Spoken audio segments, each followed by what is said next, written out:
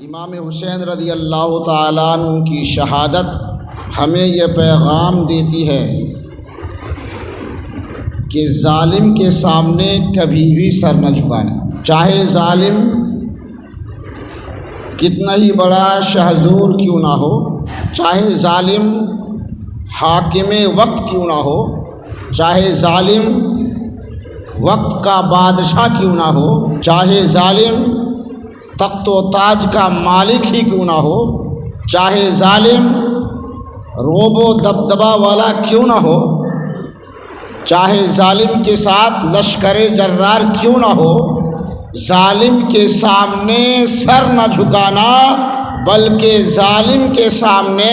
حق بات بولنا ہی جہاد اعظم ہے۔ یہی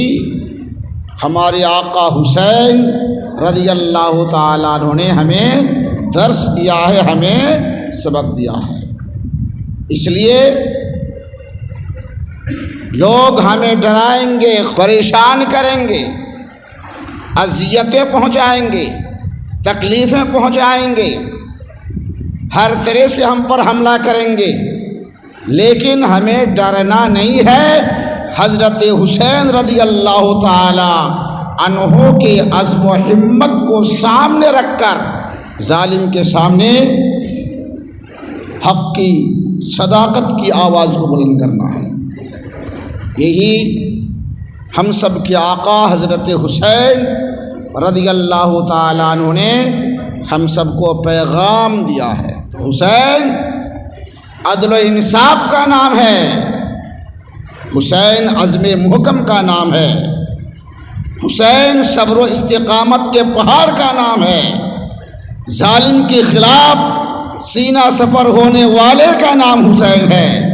قیامت تک غلام حسین پر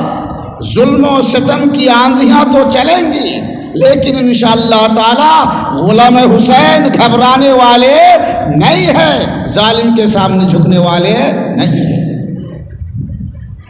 تو حضرت امام حسین رضی اللہ تعالی عنہ کا جو پیغام ہے، اس پیغام کو ہمیشہ سامنے رکھنا ہے، اور امام حسین ہی